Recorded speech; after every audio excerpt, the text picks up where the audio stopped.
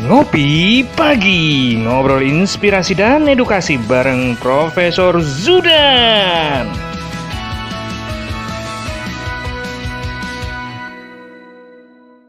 Selamat pagi, salam bahagia kerabat desa Indonesia. Kembali ngopi pagi kita. Pagi ini menarik ketika kemarin banyak yang demo-demo urusan cipta kerja, kemudian bahasanya lebih memudahkan kepada asing untuk ada di Indonesia. Kita tidak akan ngobrolin undang-undang cipta kerja, tapi ada yang menarik adalah tentang kartu tanda penduduk elektronik untuk warga negara asing. Jadi artinya ruangan, mungkin teman-teman melihat ruangan untuk asing datang itu diberikan karpet merah gitu kan. Kemudian ini malah sampai KTP-nya. Ini Prof Yudan harus memberikan klarifikasi atau memberikan penjelasan kepada kepada kerabat desa dan semua yang menyaksikan acara ngopi pagi kita ini, untuk kemudian biar jelas. Kalau sumbernya jelas, yang menyampaikan yang berkompeten, artinya tidak akan ada kesalahan pemahaman. Jangan sampai kemudian kita gampang terprovokasi oleh berita-berita atau informasi-informasi yang berseliweran di WA kita, di grup-grup WA kita, yang akhirnya jadi sampah yang kadang-kadang karena kita nggak tahu itu sampah, kita makan sakit perut juga kan. Ya Prof, pagi Prof, ada di mana ini sekarang? Ini kan perjalanan terus ini. Pulang, kemarin kunjungan ke Cianjur seharian. Oke. Kita membriefing teman-teman di sana agar pelayanan administrasi kependudukan lebih cepat, lebih baik. Karena ada 2 target kinerja nasional yang di Kabupaten Cianjur, salah satu kabupaten penduduk besar, tapi targetnya belum terpenuhi. Nah, jadi satu-satu kita beri solusinya. Karena hampir tiap daerah tidak bisa diberi obat generik. Daerah ini, daerah ini khusus ini, gitu. Jadi kita harus telateni satu persatu. Terima kasih. Jadi kayak jadi dokter spesialis nih. Oh, yang di sini harus gini, yang di sini harus gini. Silakan Bang. Terima kasih TV Desa, Pak Suryo Koco beserta tim, kawan-kawan semua, kerabat desa, selamat pagi. Assalamualaikum warahmatullahi wabarakatuh. Salam sejahtera semuanya. Pagi ini Jumat berkah. Sehat semua untuk seluruh kerabat desa dimanapun berada. Pemirsa TV Desa dan juga sahabat-sahabat Dukcapil dimanapun berada di seluruh Indonesia.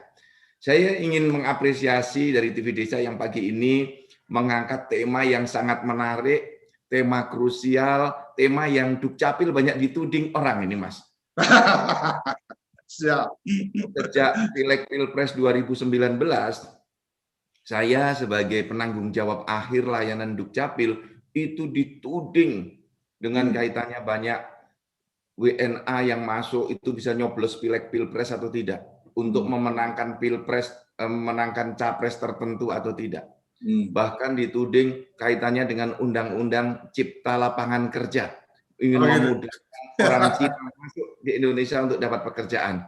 Nah, saya terima kasih sekali, ini topik hangat dan Mas Suryo Koco beserta tim tepat sekali mengambil angle ini, pas banyak demo-demo yang banyak juga menyoroti salah satunya isu tentang tenaga kerja asing yang akan diberi karpet yang indah masuk menjadi warga negara Indonesia. Nah ini. Jadi sangkaan itu harus diberikan penjelasan gitu.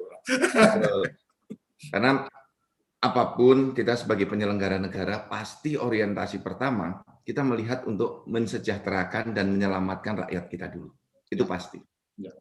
Kemudian yang kedua, karena kita hidup di dalam bertetangga atau kalau istilah kerennya di kampus itu era globalisasi, kita juga harus setara dengan berbagai negara yang memberlakukan sistem itu di dunia.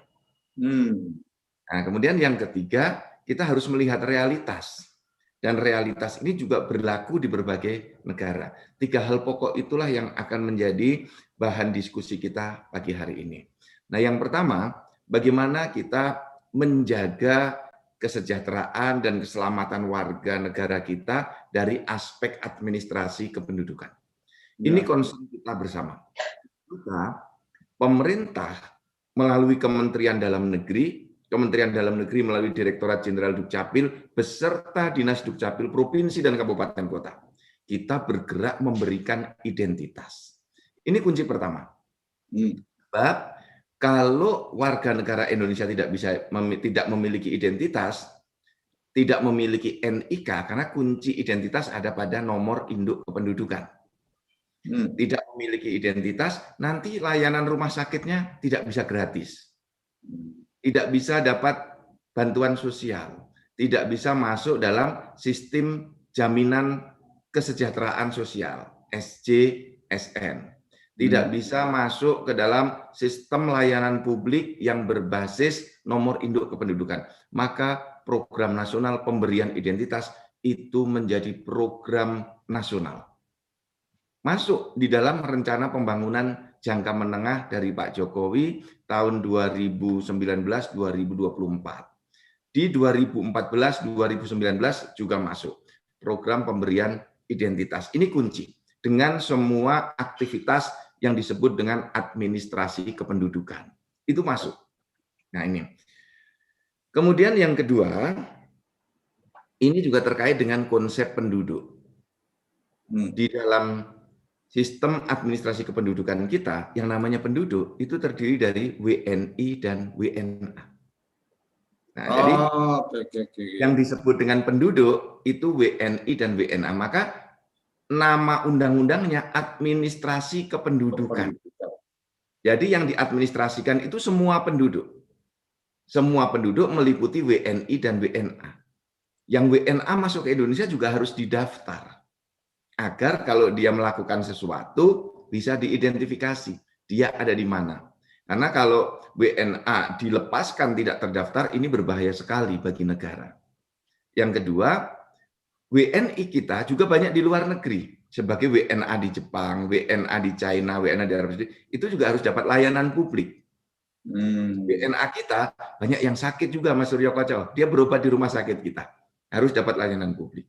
WNA banyak yang bertransaksi lewat perbankan nasional. Dia harus memiliki identitas. Nah, jadi penduduk yang terdiri dari WNI dan WNA harus diadministrasikan. Maka undang-undangnya bernama Undang-Undang Administrasi Kependudukan, bukan Undang-Undang Administrasi WNI. Bukan itu. Maka di dalam sistem hukum kita masuk ke sana. Nah, sejak kapan sih WNA itu diberikan KTP? Nah, ini hebatnya saya salut dengan para perancang administrasi kependudukan di Indonesia.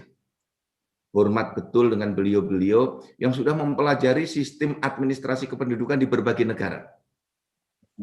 Dan ingin mendudukkan dalam kerangka hubungan resiprokal, hubungan timbal balik antar negara. Jadi kalau WNI kita, warga negara Indonesia ada di luar negeri, juga dilayani dengan baik di luar negeri. Ada yang jadi permanen residen, ada yang bekerja di luar negeri, itu dilayani dengan baik. Ternyata para pemikir administrasi kependudukan, para penyelenggara administrasi kependudukan sudah menerbitkan di tahun itu, Mas Suryo Koco, teman-teman semua, para kerabat desa, Permendagri nomor 88 tahun 1977. Itu sudah, waduh, kita masih SD atau banyak yang belum lahir dari kita. Tahun 77 ini, para pemirsa. Ada yang belum lahir juga ini. Iya. Pada waktu itu, Presiden Soeharto dengan Menteri Dalam Negeri pada waktu itu, Presiden memberikan arahan bahwa Indonesia harus sejajar dengan negara yang lain. Menteri Dalam Negeri menerjemahkan dalam administrasi kependudukan dengan Peraturan Menteri Dalam Negeri nomor 88 tahun 1977. Pasal 5 dan pasal 6 itu mengatakan begini, setiap warga negara asing yang memenuhi syarat wajib diberikan KTP. Kalau dulu namanya KTP, belum KTP elektronik. Artinya, Bro, maaf, saya potong. Artinya sebenarnya ketika kemudian warga negara asing memiliki KTP, itu sebenarnya bukan hal yang baru ya, Bro. Dari tahun 77 itu sudah ada. Iya, karena kita ini banyak yang belum tahu, kemudian menerima isu, menerima hoax kaitannya dengan tenaga kerja yang baru sekarang. Padahal tahun 77 sudah diterapkan KTP untuk warga negara asing. Nah, ini kan berita hoax itu kalau di dalam saat saya membimbing mahasiswa, ujian mahasiswa, skripsi, tesis, dan disertasi itu disebut dengan begini, Mas Koco, teman-teman semua, blind leading blind. Orang buta menuntun orang buta. Ya. Hoax-nya keliru, yang membaca ya keliru, yang diberitahu ya keliru. Artinya kumpulan para keliru kan gitu. Ya. Jadi itu kalau kita ujian seringkali mahasiswanya nggak ngerti, dibimbing promotor yang nggak ngerti, yang menjawab ujian, yang bertanya juga nggak ngerti. Saya mengatakan di kelas ini sedang terjadi fenomena blind leading blind. Orang buta menuntun orang buta. Ini bahaya sekali. Ini bahaya betul dalam sistem. Maka saya ketika TV Desa mengajak diskusi pagi ini, saya sambut antusias. Karena ini kita bisa menjelaskan secara historis bahwa Indonesia itu negara maju, Mas. Tahun 77 sudah mensejajarkan dengan negara lain bahwa kita juga menerapkan permanen residen. Amerika sudah menerapkan permanen residen, ya, negara-negara Eropa sudah menerapkan permanen residen. Indonesia karena sudah ada mengantisipasi di masa depan bisa akan banyak WNA yang bekerja, WNA yang bekerja dalam kerangka hubungan diplomatik, duta besar, di atas itu sudah diberikan itu, yang tinggal dengan memenuhi persyaratan tertentu. Jadi diberikan identitas sebagai penduduk warga negara asing yang ada di Indonesia. Ini tidak ada kaitannya dengan politik. Nah, dan seperti apa sih KTP WNA itu gitu. Mungkin kawan saya bisa menjelaskan atau bisa menampakkan, izin Mas Suryo Koco. Monggo, Mas, teman-teman desa, saya ingin menampilkan identitas di Indonesia. Ya. Di Indonesia itu ada KTPL untuk WNI sekarang, ada KTPL untuk WNA. Ini NIK-nya saya tutup, saya blurkan agar tidak melanggar perlindungan rahasia data pribadi. Ini hanya sekedar contoh bagaimana Indonesia mendesain identitas untuk warga negara dan warga negara Indonesia dan warga negara asing, mendesain sistem identitas untuk penduduk. Bagi anak-anak, diterbitkan kartu identitas anak-anak warna pink seperti ini. Nah, untuk di bawah 5 tahun, tidak ada foto, di atas 5 tahun diberikan foto. Nah, ini. Jadi beda untuk KTP anak-anak dan KTP orang dewasa. Untuk anak-anak disebut dengan KIA. Nah, di Undang-Undang Administrasi Kependudukan bahwa KTP untuk 17 tahun ke atas. Maka untuk kartu identitas anak-anak diatur di Peraturan Presiden nomor 96 tahun 2018. Kemudian di Permendagri 2 tahun 2016. Sedangkan KTP elektronik diatur di Undang-Undang, PP, Perpres, sampai dengan Peraturan Menteri Dalam Negeri.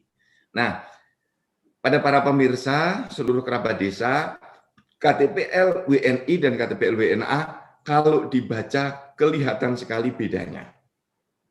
KTP WNA itu ada bahasa Inggrisnya. Misalnya status perkawinan ditulis married. Kalau yang KTP untuk WNI ditulis kawin. Kemudian kalau jenis kelamin, kalau yang WNI ditulis perempuan, kalau yang WNA ditulis female atau male. Jadi dalam KTP WNA ada unsur bahasa Inggrisnya. Dalam KTP WNI semua berbahasa Indonesia. Ini salah satu pembeda. Ada 3 perbedaan yang mencolok.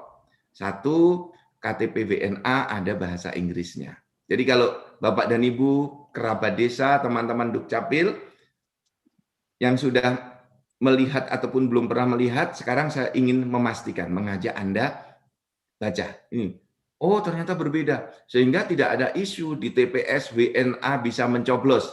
Besok kan ada pilkada ini, Mas Suryo Koco. Ya. Mas Koco, ini saya kan dituding Pak Zudan menerbitkan KTP untuk WNI agar bisa mencoblos. Nah, ini saya ingin menjelaskan. KTP WNA kalau dibawa ke TPS dibaca, wah ada bahasa Inggrisnya, tolak. Kemudian di bawahnya di kolom kewarganegaraan yang saya beri warna merah. Ya. Kalau WNI ditulis WNI, tetapi kalau dia WNA ditulis kewarganegaraannya misalnya Amerika Serikat. Nanti ditulis Saudi Arabia, Qatar, India, Amerika, Kanada, seperti itu, Mas. Nah, ini yang banyak sekali belum diketahui oleh masyarakat, maka saya menjelaskan. Kemudian yang ketiga perbedaannya, selain berbahasa Inggris, selain ada tulisan WNI dan asal negara dari pemilik KTP WNA, yang ketiga KTP WNA maksimal berlaku hanya 5 tahun saja. Kalau untuk KTPL WNI berlakunya seumur hidup. KTPL WNA hanya 5 tahun, itu maksimal. Sesuai masa berlaku dari kartu izin tinggal tetap yang diterbitkan oleh Kementerian Hukum dan HAM. Jadi, Kementerian Dalam Negeri, Dinas Dukcapil menerbitkan KTPL WNA setelah ada izin dari Kementerian Hukum dan HAM berupa kartu izin tinggal tetap. Biasanya disebut dengan kitab. Dan berlaku hanya maksimal 5 tahun. Kalau KTP WNI berlaku seumur hidup. Artinya, bila dia tidak merubah foto, tidak pindah penduduk, tidak menambah gelar, tidak ada perubahan data, maka KTP-nya berlaku seumur hidup dan tidak perlu dilakukan penggantian. Nah, Mas Koco kan pernah mendengar, rekan-rekan semua, ada jutaan tenaga kerja China yang diterbitkan KTPL-nya oleh Dinas Dukcapil. Nah, ini saya juga perlu memberikan penjelasan. Saya sebagai penanggung jawab akhir layanan Adminduk bertanggung jawab penuh terhadap penerbitan KTPL WNA ini. Walaupun yang menerbitkan Dinas Dukcapil. Berapa sih KTP yang sudah terbit untuk WNA seluruh Indonesia berupa KTP elektronik? KTP yang lama kan sudah tidak berlaku semua, Mas. Ya. Nah, ini saya ingin buka seluruh pemirsa, kerabat desa, inilah KTP WNA yang sudah diterbitkan oleh Dukcapil di seluruh Indonesia. Jumlahnya sekarang ada 4.467 jiwa atau 4.467 KTP elektronik. Jadi enggak juta-jutaan. 10.000 yang ber-KTP, WNA yang ber-KTP ya, Pak? Iya, yang ber-KTPL. Karena kan isunya banyak WNA menjadi WNI karena diberi KTP. Nah, yang KTP-nya bukan KTP WNI, KTP sebagai WNA. Nah, KTP WNA diterbitkan maksimal 5 tahun. Dan jumlahnya di seluruh Indonesia hanya 4.467. Ini semuanya. Yang terbanyak di Bali. Kita maklum ya, di Bali banyak wisatawan yang senang kemudian menetap. Yang kedua di DKI Jakarta. Di DKI Jakarta karena ibu kota negara banyak orang-orang yang bekerja di kedutaan, di diplomat, atase, atau yang bekerja sebagai pegawai di kedutaan tetapi belum menjadi diplomat. Jawa Barat di nomor 3, Jawa Timur di nomor 4, dan Jawa Tengah. Ini adalah jumlah KTP WNA yang tersebar di 5 daerah dengan cakupan yang terbesar. Nah, inilah yang perlu terus kita dorong, memberikan penjelasan kepada seluruh masyarakat bahwa pertama, secara sistem hukum dalam Undang-Undang Administrasi Kependudukan di tingkat undang-undang, pasal 63 mengatakan WNA yang berada di Indonesia yang memiliki kartu izin tinggal tetap wajib diberikan KTP elektronik. Seperti itu, Mas Suryo Koco, uraian awal dari saya. Jadi yang saya tangkap adalah ketika bicara KTP warga negara asing, itu sebenarnya sudah ada dari mulai tahun 77, di mana di situ menyebutkan tentang bagaimana warga negara asing yang sudah ada izin tinggal tetap, maka diterbitkanlah kartu tanda penduduk, karena memang saya tadi menyempatkan khusus untuk mengambil KTP supaya pasti benar gitu. Memang di sini ada disebut tentang ada 2 baris yang terakhir kerabat desa, nanti bisa dicek di KTP masing-masing. Di situ disebut kewarganegaraan dan di tempat saya tertulis WNI. Artinya kalau ini KTP ini punya orang asing, maka di sini pasti kewarganegaraannya bukan WNA tapi dari warga negara mana. Kira-kira gitu ya Prof ya. Artinya oh dia bisa dari Amerika Serikat, mungkin dari Bangladesh, mungkin dari India dan seterusnya. Berarti ditulis di sini adalah kewarganegaraannya adalah negara dari pemegang kartu ini, dia itu sebagai warga negara mana. Artinya karena kartu tanda penduduk itu adalah identitas dari warga negara yang ada di Indonesia, baik warga negara Indonesia asli atau warga negara asing. Artinya warga negara Indonesia nggak pakai asli kali, nanti jadi salah-salah lagi. Warga negara Indonesia dan warga negara asing itu diterbitkanlah kartu tanda penduduk. Kira-kira gitu ya Prof ya. Nah, kemudian yang berikutnya kerabat desa yang menarik yang kemudian perlu diperhatikan, apakah kemudian warga negara asing punya KTP, punya hak pilih? Ketika kemudian dasarnya adalah yang punya hak pilih adalah warga negara Indonesia, maka kewarganegaraan di KTP ini bukan warga negara Indonesia, otomatis nggak punya hak pilih. Nah, ini yang menjadi perhatian untuk kita bersama. Kemudian ada lagi yang membedakan, tadi Prof Yudan menyampaikan, di baris paling akhir itu adalah berlaku hingga kapan. Berlaku hingga kapan ini, kalau KTP elektronik hari ini semua berlaku seumur hidup. Jadi tinggal perubahan data dan seterusnya, seperti yang kemarin ada anjungan Dukcapil Mandiri, itu bagian untuk kemudian saya butuh merubah data foto nih, sekarang udah agak kurusan, rambutnya udah lebih putih gitu kan, pengen ganti foto dan seterusnya, boleh-boleh aja kan gitu. Artinya secara proses ada, tetapi bahwa berlakunya KTP ini akan berlaku seumur hidup. Kalau KTP warga negara asing itu berlakunya hanya 5 tahun, dan Dukcapil ini menerbitkan karena memang ada dasar dari surat izin tinggal surat izin tinggal tetap ya Prof ya, kitab.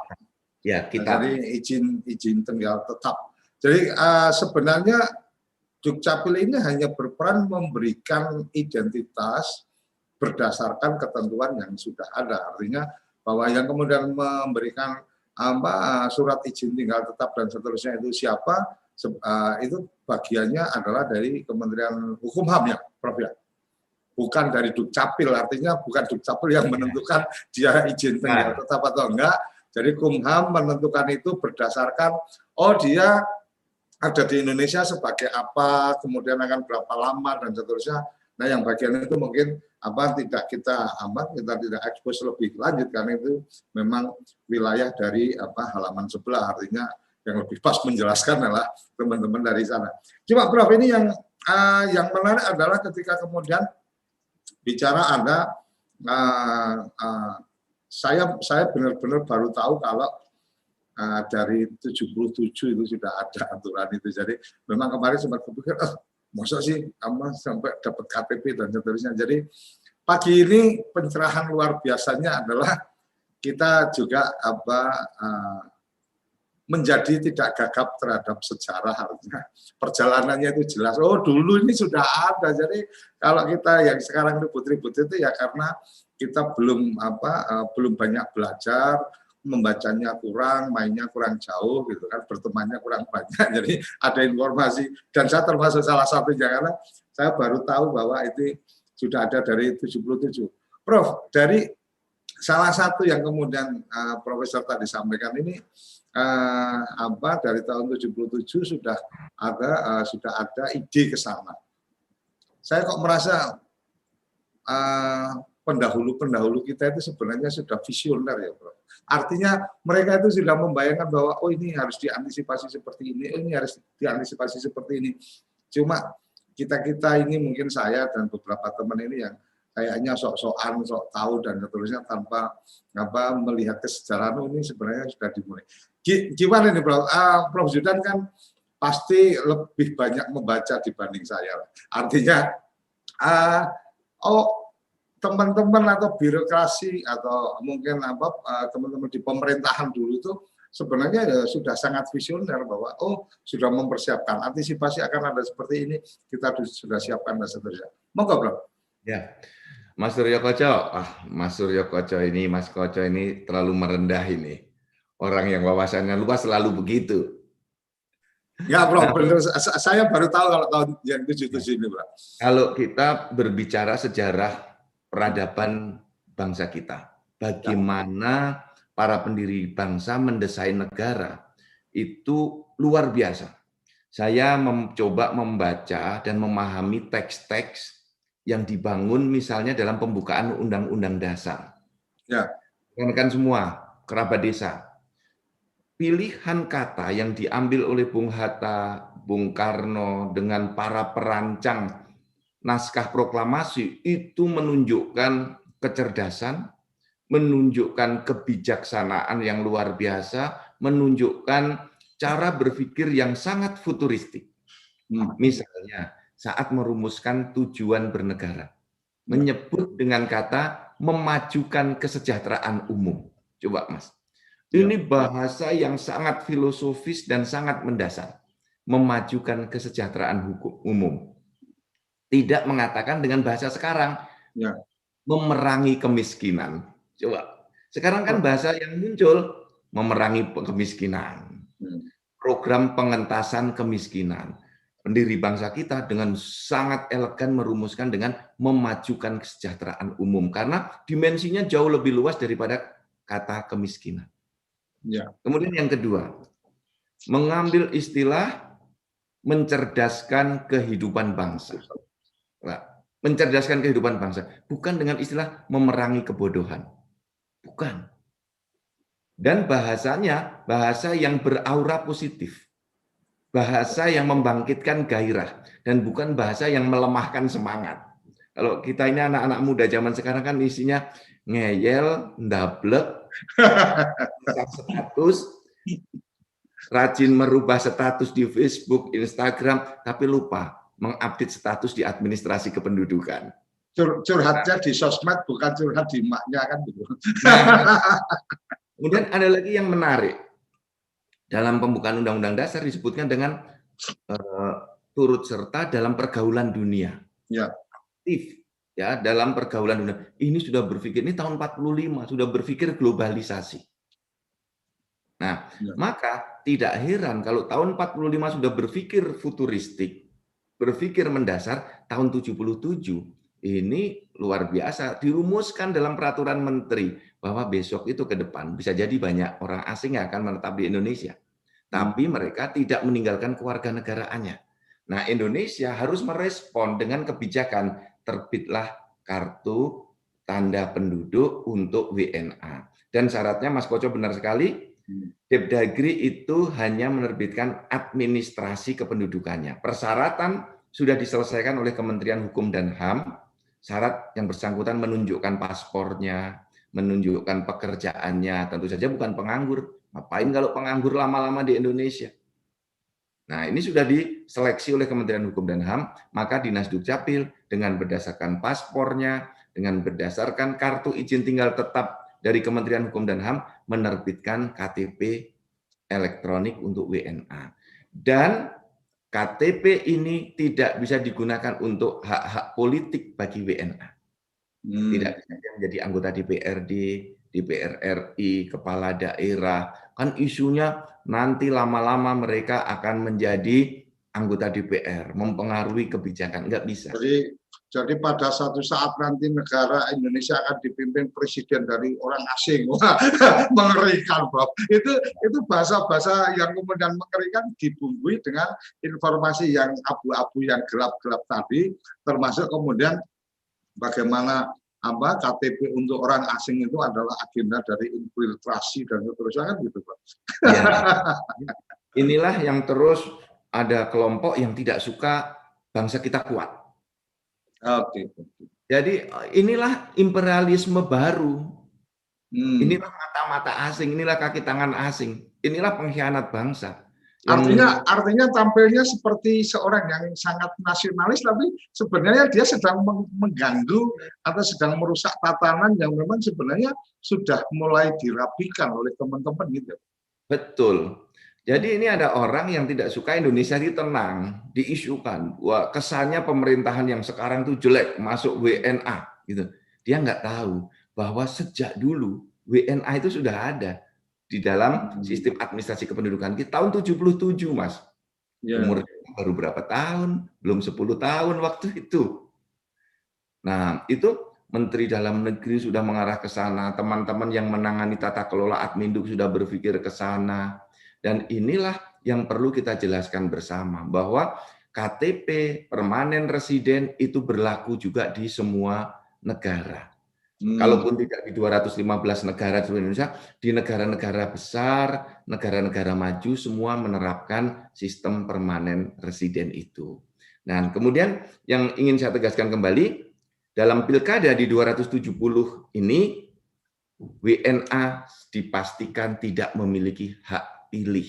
Oleh karena itu petugas di TPS kalau ada wajah kayak orang Malaysia, orang Pakistan, orang Arab mau masuk ke TPS, cek KTP-nya. Karena syarat untuk mencoblos wajib memiliki KTP elektronik. Jadi kalau belum berKTP elektronik bagaimana? Ya Anda nggak bisa nyoblos, harus legowo. Bagaimana agar bisa nyoblos? Datang ke Dinas Dukcapil, melakukan perekaman. Nah, sekarang saya sudah menugaskan teman-teman saya di Dukcapil, jangan lama-lama. Upayakan 3 hari KTP-nya sudah bisa dicetak. Jadi nggak seperti dulu lagi. Karena sekarang jaringannya sudah bagus, belangkonya sudah disediakan oleh Menteri Keuangan. Profesor Tito Karnavian, Pak Mendagri, sudah mengajukan usulan tambahan dan sudah diberi. Ini kan pemerintahan sekarang kan solid. Kebutuhannya apa langsung dipenuhi. Karena untuk pilkada tersedia 25 juta keping KTPL, belangko KTPL. Sehingga saya jamin sampai dengan pilkada nanti belangko KTPL tersedia cukup. Jadi agar masyarakat artinya tidak mungkin ada masalah orang merasa bahwa ya walaupun sebenarnya cuma 1 suara itu, tapi teriaknya itu ini gara-gara saya nggak bisa dapat KTP elektronik, saya tidak bisa memberikan dukungan sehingga bla bla, dan itu sudah tidak ada alasan untuk itu ya, Bro. Tidak ada lagi. Karena sudah disiapkan oleh Dukcapil. Alat perekamannya banyak. Nah, sekarang perlu masyarakat datang ke Dinas Dukcapil, jangan sampai kalah dengan WNA. WNA saja yang menetap lama ngurus loh KTP-nya. Lah ini orang Indonesia, WNI, nah saya dorong juga mengurus. Hari ini saya mendapatkan kabar dari Sumatera Barat. Ya. Ada orang berumur 50 tahun, sakit parah. Mengurus ke rumah sakit, tertolak di BPJS. Mengapa tertolak? Karena dia belum memiliki KTP elektronik. Nah, saya tanya, selama 37 tahun ini kemana saja kok tidak membuat KTP elektronik? Umurnya 50 tahun. Berarti kan kalau dihitung dari 17 tahun, mestinya sejak dulu dia sudah punya KTP biasa, kemudian dirubah menjadi KTP elektronik. KTP elektronik kita buat dari 2011. 9 tahun ini kemana saja tidak membuat KTP. Jadi saya sedih juga, Mas. Aduh, giliran sakit harus bayar kan kalau nggak punya KTPL. Kalau punya KTPL gratis ditanggung BPJS. Akhirnya kita tugaskan tim jemput bola, dilakukan perekaman di tempat yang bersangkutan sakit. Nah, akhirnya sudah tertangani sekarang, sudah terbit KTP-nya. Jadi saran saya, ayo warga masyarakat, kerabat desa yang belum punya KTP jangan malas-malas. Umur 17 tahun, putra-putrinya segera urus buat. Kalau di tempat penjenengan semua, di balai desa bisa dikumpulkan 25 orang, 30 orang yang belum punya KTP, nanti Dinas Dukcapil akan datang ke tempat Bapak dan Ibu semua, ke kerabat desa. Jadi ada sinergi. Kantor desa, kepala desa dengan Dinas Dukcapil. Kepala desa tinggal melapor kepada Dinas Dukcapil. Hari Sabtu pekan kami kumpulkan 100 yang belum punya KTP. Dukcapil akan datang melakukan perekaman. Ini sinergi, ini kolaborasi, Mas.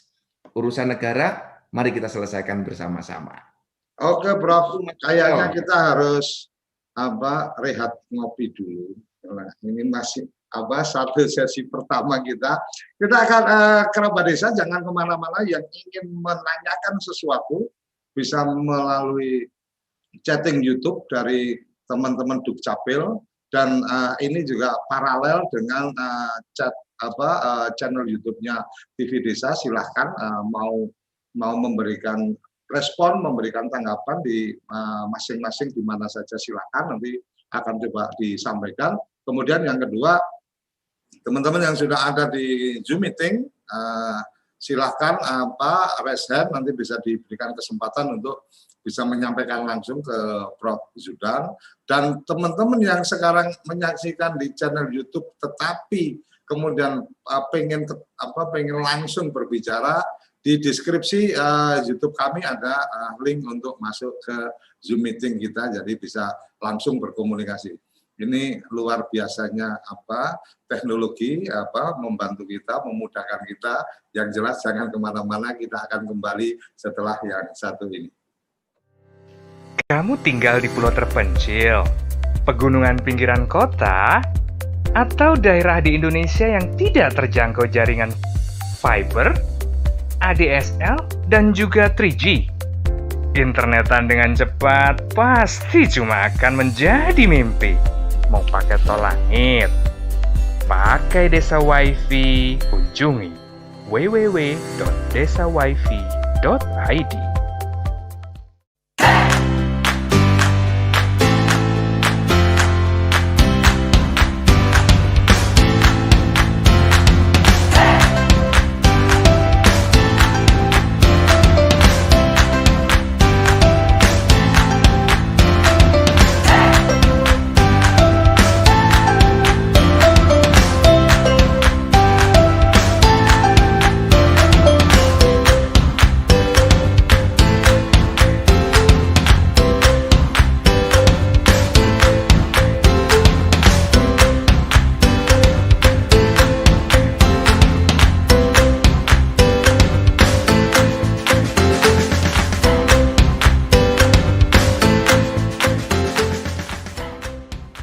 Toko IG.id, toko Instagramnya orang Indonesia.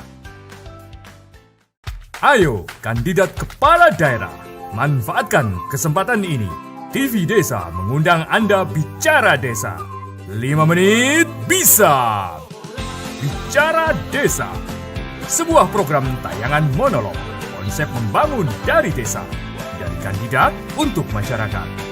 5 menit bisa. Bicara Desa. Hanya di TV Desa. Oke, kembali kita di ngopi pagi. Nah, luar biasa ini. Artinya yang tema kita tentang kalau KTP elektronik untuk WNA, dan ini menjadi tantangan bahwa kemudian teman-teman kerabat desa, bagaimana KTP elektronik ini karena memang akan menjadi sumber data dari negara, dari pemerintah untuk memberikan layanan terbaik kepada warga negaranya, maka data yang kemudian menjadi penting adalah data-data yang terekam di KTP elektronik yang ada di Dukcapil. Kira-kira kayak gitu ya, Prof ya. Jadi ketika kemudian saya taruh kata nih, saya mau jualan, kalau kemudian saya nggak tahu orang di situ itu berpenghasilan berapa, sukanya makan apa, dan seterusnya, kan otomatis saya tidak bisa membuat paket jualan yang paling pas, umpama nih untuk makan siang. Ternyata di lingkungan yang saya mau buka warung ini, itu banyak teman-teman dari komunitas Sunda umpamanya. Ketika kemudian saya tidak punya data itu, saya karena orang Jawa kemudian berpikirnya pasti orang pada suka, kemudian jualan gudeg ya mungkin nggak laku kan gitu. Sama seperti ketika negara ingin hadir memberikan pelayanan terbaik kepada warganya, tapi warganya nggak pernah memberikan informasi sebenarnya ada berapa orang sih, kemudian yang umur sekian berapa dan seterusnya gitu kan. Nah, saya melihat ada yang luar biasa dengan pendataan tadi adalah ada kartu identitas anak kemudian menjadi KTP. Yang menarik adalah dari kartu identitas anak menjadi KTP itu kan sebenarnya hanya masalah pesta ulang tahun 17 kan gitu. Kalau ulang tahun 17 akhirnya kemudian udah waktunya kamu dapat KTP, udah waktunya kamu bisa punya SIM dan seterusnya dan seterusnya. Artinya tapi nicknya tetap dari dia lahir. Ini yang sesuatu yang menurut saya luar biasa. Tadi ada yang sudah sempat resen, Mas Andi mungkin bisa bantu kalau memang ada yang ingin menyampaikan secara langsung, tetapi menurut saya ini bagian yang menarik yang mungkin Prof. Yudan bisa lebih menyampaikan ketika bicara KTP elektronik, kemudian ada data-data yang ada di situ gitu kan. Ini sebenarnya beneran apa enggak sih, atau komitmennya jelas apa enggak sih dari kementerian-kementerian yang lain untuk kemudian memanfaatkan data itu. Artinya gini, ini kalau bicara ada anak usia berapa, ini karena dari kartu identitas anak kan ketahuan, berarti di daerah ini itu ada anak-anak yang usia segini, berarti sekian tahun lagi kemungkinan akan ada kebutuhan untuk kemudian sekolah SLTA dan seterusnya mungkin itu dari Kementerian Pendidikan, mungkin juga kemudian akan diolah lagi dengan teman-teman dari perindustrian mungkin karena ada klaster-klaster wilayah industri dan seterusnya, maka kemudian dikoordinasikan dengan Kementerian Pendidikan, maka yang paling bagus di situ adalah didorong untuk SMK bukan SMA dan seterusnya. Sejauh ini yang Profesor sudah rasakan integrasi atau kolaborasinya seperti apa, Prof? Terima kasih Mas Koco, rekan-rekan semua kerabat desa. Pagi ini kita mulai untuk masuk ke satu diskusi yang kita mulai dulu hanya dikenal dokumen kependudukan. Dulu kan hanya dikenal KTP, surat nikah, akte cerai, akte kelahiran, kartu keluarga, itu namanya dokumen kependudukan. KTPL, kartu identitas anak, itu dokumen kependudukan. Dulu kita belum membangun big data, belum. Nah, sekarang pemerintah membangun big data. Dari dokumen dirubah menjadi data. Maka lahirlah istilah statistik kependudukan. Mas Suryo Koco tadi sudah sangat tepat menyinggung. Pekerjaannya bagaimana? Saya ini mau jualan. Jualannya apa? Loh, orang sana pekerjaannya rata-rata PNS. Jualannya beda dengan yang pekerjaannya ternyata petani dan berkebun. Kalau satu kawasan banyak petani, banyak pekebun, jualannya pupuk, laris. Bibit tanaman, obat-obatan, herbisida, pestisida, kurakron, seperti itu. Tetapi kalau kelompoknya banyak PNS, yang dijual tentu saja beda. Yang harus dijual adalah beras, bahan pokok, karena tidak memproduksi sendiri. Tetapi kalau di kelompok petani, jangan banyak jualan beras di situ, mereka sudah punya beras. Kemudian di statistik pendidikan, kita mengetahui penduduk kita yang SD berapa, SMP berapa, SMA berapa. Dan kalau masyarakat tidak mengupdate datanya, nanti terjadi bias data. Jangan salah kebijakan, karena datanya bias. Benar. Anaknya sudah SMA, ditulis masih SD. Nanti yang disediakan guru SD. Yang direkrut formasi PNS-nya menjadi guru SD. Bayangkan, harusnya guru SMA dipilih guru SD. Ada lagi usia. Kita update terus. Jadi statistik kita menunjukkan di Kota Jogja itu kenaikan harapan hidup. Maka Pemdanya harus mendesain kebijakan untuk orang-orang sepuh, senior-senior kita ini mau diberi program apa. Kesehatan. Iya. Karena ternyata harapan hidupnya tinggi, artinya kan berarti yang sudah berumur ini juga harus diberikan aktivitas dan seterusnya gitu. Agar tetap sehat, tetap semangat. Dan jangan lupa, sistem jaminan kesehatan kita akan banyak biayanya nanti ketika masuk pada usia lanjut, pada masyarakat senior. Ini harus masuk ke dalam sistem jaminan kesehatan di pemerintah daerah. Semakin banyak penduduk kita berusia lanjut, sistem jaminan kesehatan sosialnya harus diperbaiki. Berbeda dengan daerah-daerah dengan struktur usia muda. Inilah statistik kependudukan yang sangat berguna untuk perencanaan pembangunan. Jadi sekarang terus berkolaborasi dari dokumen menuju data. Nah, contoh Kementerian Sosial waktu kemarin membagi bantuan sosial, Ya. pada mulanya belum menggunakan data kependudukan di Dukcapil Kementerian Dalam Negeri, di Dinas Dukcapil Kabupaten Kota. Sekarang berkolaborasi. Untuk menerima bantuan harus punya dulu NIK. Yang kedua harus punya KTP elektronik. Sehingga saat datang mengambil bantuan, tunjukkan KTP-nya. Berarti orangnya benar, berarti orangnya masih hidup. Nanti Itu salah satu hikmah dari pandemi berarti ya Prof ya. Ketika kemudian nggak ada pandemi, kemarin beda datanya nggak ketahuan, mungkin belum terintegrasi juga di Prof jangan-jangan. rasa Allah itu banyak mengajarkan pada kita. Ya, Kalau ya. dulu koordinasi susah, Anda saya beri masalah agar mau dan itu betul. Kerukunan terjadi karena kita sama-sama ketika kemudian merasa dapat masalah, kemudian jadi merasa butuh yang lain gitu ya Prof. Betul. Jadi ketika ada masalah, masyarakat kok rukun, saling tolong menolong, bantu membantu. Coba kalau di satu desa ada isu pencurian, banyak pencuri, banyak perampok, pasti sistem ronda, siskamling itu hidup lagi. Karena ada stresor dari luar membentuk sistem kekebalan tubuh, kekebalan warga.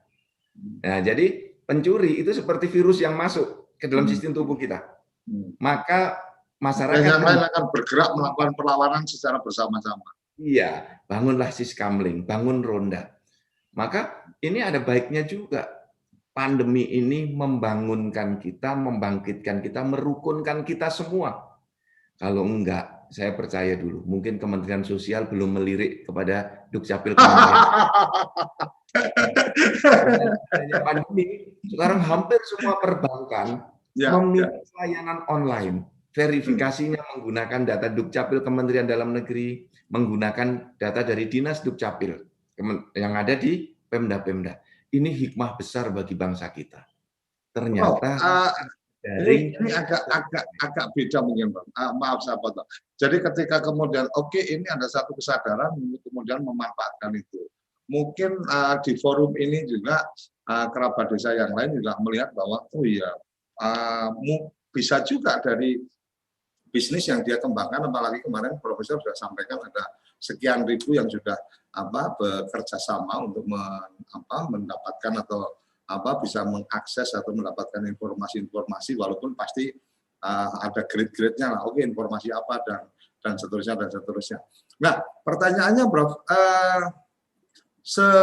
semudah apa untuk kemudian para pihak taruh kata yang memang secara kelembagaan dia apakah institusinya jelas pasti harus sudah berbadan hukum dan seterusnya, kemudian pengen bisa mendapatkan akses informasi, setidaknya mungkin kalau saya punya satu aplikasi umpamanya, kemudian saya pengen memastikan bahwa yang masuk di aplikasi itu memang ya benar-benar manusia, bukan robot umpamanya. Kemudian kalau orang berpikirnya yang penting banyak downloader, satu aplikasi kan yang penting dikoneksikan ke email udah langsung di approve, tapi saya pengen bahwa yang menjadi downloader itu real, sehingga ketika dia meregistrasi selain menulis email, dia juga harus menuliskan nomor induk kependudukan, dan satu level lagi adalah mungkin data kota atau kabupaten dia tinggal. Jadi saya di Semarang dulu waktu masih awal-awal, masih mungkin internet nggak semudah sekarang, itu kita pernah membuat satu platform untuk lembaga informasi, itu adalah lawansewu.com. Jadi kita berpikir bahwa ada 1000 pintu bisa masuk ke situ. Yang kemarin saya sampaikan ke Prof bahwa kita melakukan validasi itu dengan 6 digit KTP, kemudian meng-cross-check dengan data alamat yang dia tulis. Hari ini kan itu nggak bisa, Prof.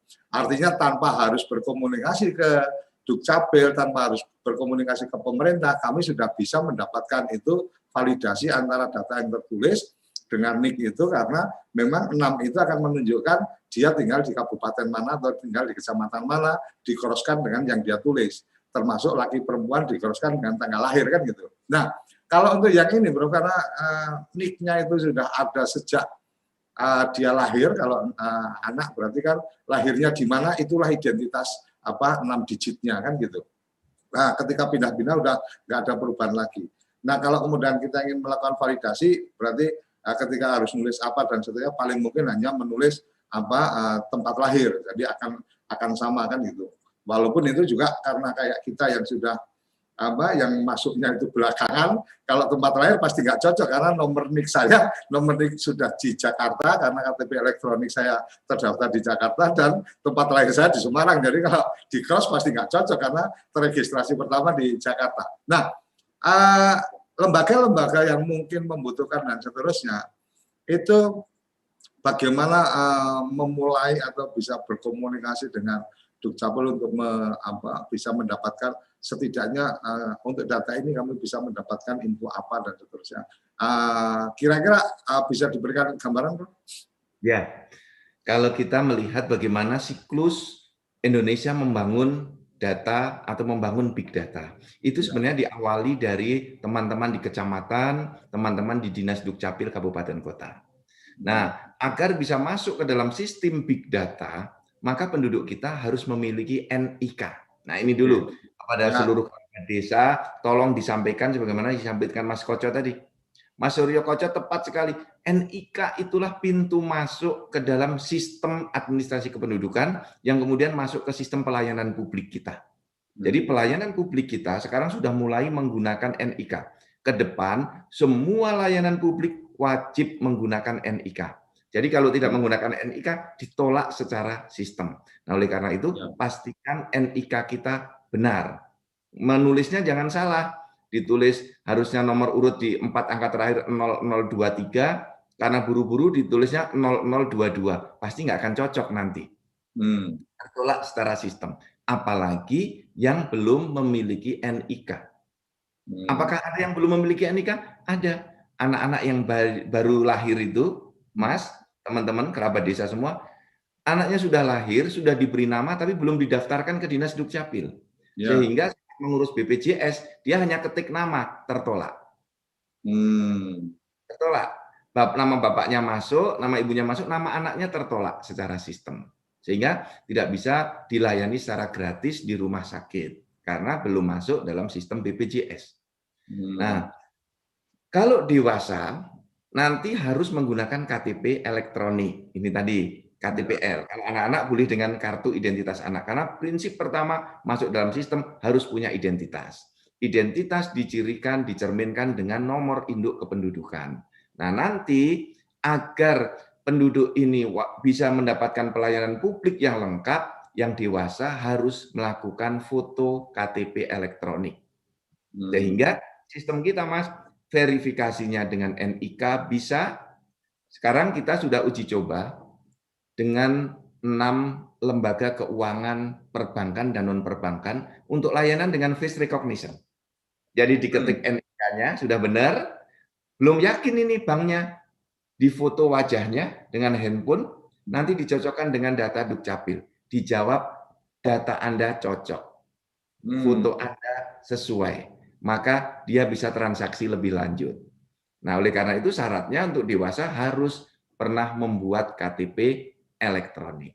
Kalau Polri sudah lama menggunakan. Hari ini dan kemarin itu banyak sekali pelaku-pelaku demo yang diidentifikasi oleh Polri melalui foto wajah.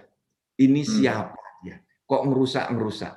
Ini siapa dia? Kok orasi ngomongnya mencaci maki, menjelek-jelekan orang lain, melanggar kaidah kesopanan, difoto, dicocokkan dengan database. Ini digunakan untuk penegakan hukum dan mengidentifikasi siapa-siapa saja yang ada potensi melanggar hukum.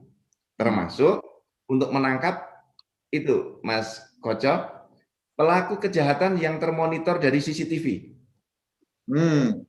Jadi sekarang banyak CCTV sudah dipasang. Kalau ada orang jambret, nyopet, Itu kelihatan dari mal-mal ngambil barang, kemudian di bandara mengambil barang yang sedang diletakkan, diambil, itu dari sisi CCTV sudah bisa dilihat. Ini digunakan untuk penegakan hukum. Jadi ada fungsi data kependudukan untuk penegakan hukum. Nah, ini untuk membuat negara kita menjadi lebih baik lagi. Negara kita menjadi lebih aman, negara kita lebih tertib. Jadi kita membangun peradaban berawal dari administrasi kependudukan. Dulu orang tidak membayangkan kita akan seperti ini. Oke. Sudah Prof, lebih yang, dari kalau yang tadi saya coba sampaikan, ketika mungkin sekarang mungkin dengan kepolisian, dengan perbankan dan seterusnya, lembaga swasta umpamanya, kemudian ingin melakukan kerjasama supaya bisa melakukan validasi terhadap mereka-mereka yang akan melakukan hubungan tergabung dalam jaringan bisnis mereka. Taruh kata oke, karena kita membuat pelayanan tertentu, maka kita juga perlu valid terhadap orang-orang itu, memungkinkan untuk melakukan kerjasama. Saya lanjutkan, Mas. Yeah. Misalnya dari kampus, Ya. dari Semarang ada Universitas 17 Agustus, ada Semarang, ada Universitas Semarang. Kemudian dari wilayah Jakarta ada Universitas Gunadarma. Ini universitas swasta. Ingin kerjasama untuk pendaftaran mahasiswa, mahasiswanya nggak perlu datang. Nah, mereka ke Dukcapil melakukan perjanjian kerjasama pemanfaatan data kependudukan dengan cara verifikasi. Nanti dibuat perjanjian kerjasama. Nah, mereka diberi hak akses untuk mencocokkan data. Jadi misalnya calon mahasiswa mengirim NIK, masukkan nama, nanti dijawab data sesuai, maka dia bisa proses lebih lanjut. Maka data yang dikirimkan oleh mahasiswa tadi, mahasiswa kan ngisi sendiri nih, nyentrik, masuk ke datanya Gunadarma, kemudian dicocokkan dengan database Dukcapil, dijawab Dukcapil, data sesuai, maka proses dilanjutkan. Kalau nanti ditulis, dan itu bisa bisa host to host antara, artinya antar server terkoneksi otomatis gitu, memungkinkan. Betul. Jadi ada sistemnya host to host dengan aplikasi, sehingga ini sangat efisien, sangat memudahkan cara kerja. Jadi tata kelola bangsa Indonesia, tata kelola pemerintahan dan swasta menjadi lebih baik.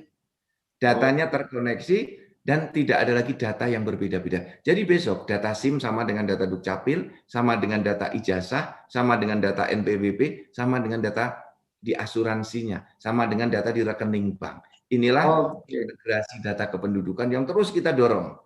Luar biasa, Prof. Ini nggak terasa saya harus memaksakan diri untuk memotong pembicaraan karena kita tinggal ada 3 menit, Prof. Silakan, Prof. Closing statement. Saya minta maaf kesannya nggak sopan, tapi ini urusannya memang urusan durasi. Di berikutnya masih ada program yang harus kita lanjutkan. Silakan, Prof. Closing statement. 1 jam bersama ngopi pagi yang menurut saya sangat efektif dan sangat produktif. Ini teman-teman saya banyak memberikan respon pada TV Desa. Ini bagus sekali. Biasanya kita di TV-TV besar memberikan respon, tapi susah berinteraksi dengan audiens, dengan para pemirsa. Ini bisa dari mana ngomong, dari chat ada pertanyaan, direspon secara cepat. Nah, ini saya kira produktif dan tidak ada yang ditutup-tutupi. Mau ngeritik ya monggo, terbaca di layar chatnya. Dari YouTube juga kelihatan. Ini transparan, akuntabel gitu ya. Dan yang saya ingin sampaikan pagi hari ini, terima kasih banyak untuk TV Desa, untuk Mas Suryo Koco dan tim, dan kepada seluruh masyarakat kita, jangan kalah dengan WNA yang aktif mengurus administrasi kependudukannya. Maka seluruh WNI, saya pastikan bila Anda datang ke Dinas Dukcapil membuat KTPL, segera KTPL-nya akan selesai. Blankonya tersedia cukup. Sampai dengan pilkada nanti, saya jamin tidak akan ada kekurangan belangko KTPL. Ada 25 juta keping yang disiapkan oleh pemerintah untuk mencukupi kebutuhan seluruh masyarakat. Oleh karena itu, datanglah ke Dinas Dukcapil, urus dokumen kependudukan Anda.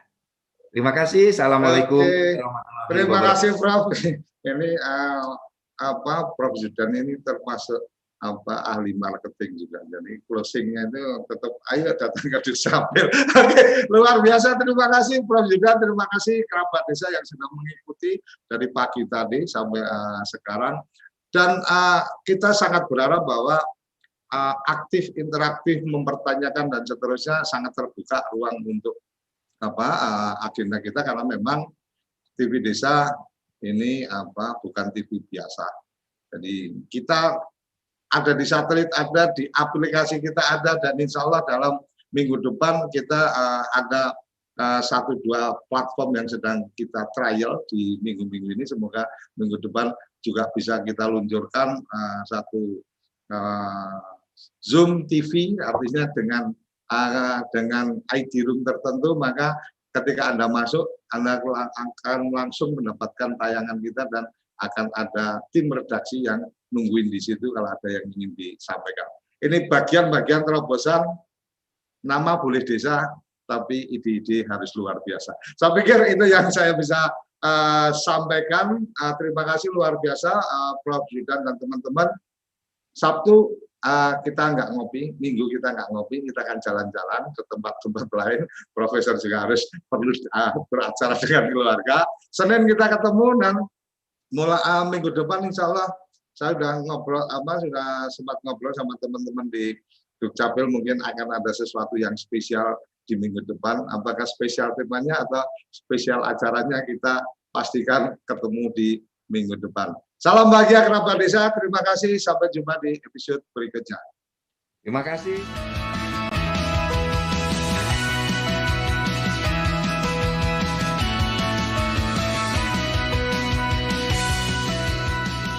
Ngopi Pagi, ngobrol inspirasi dan edukasi bareng Profesor Zudan.